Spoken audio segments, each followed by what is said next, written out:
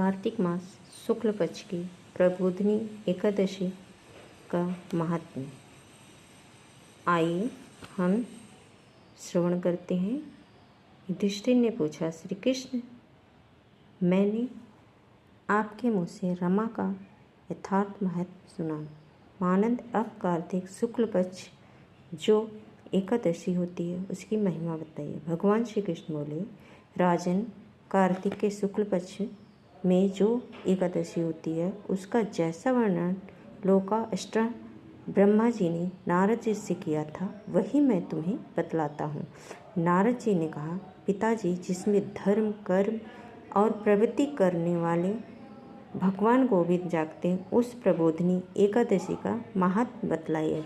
ब्रह्मा जी बोले, मुनिश्रेष्ठ, प्रबोधिनी का महात्म पाप नाश, बुद्धि, पुण्य की वृद्धि तथा उत्तम बुद्धि वाले पुरुषों को मोक्ष प्रदान करने वाला है।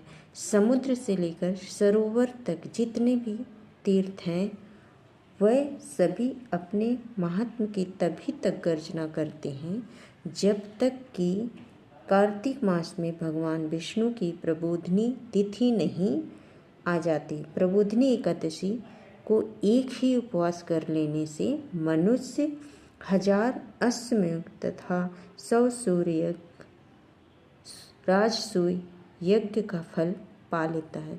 बेटा, जो दुर्लभ है, जिसकी प्राप्ति असंभव है तथा जिसे त्रिलोकी में किसी ने भी नहीं देखा है, ऐसी वस्तु के लिए भी याचना करने पर प्रबोधिनी एकादशी उसे देती है। भक्तिपूर्वक उपवास करने पर मनुष्यों को हरि प्रबोधिनी एकादशी ईश्वर, संपत्ति, उत्तम बुद्धि, राज तथा सुख प्रदान करती है।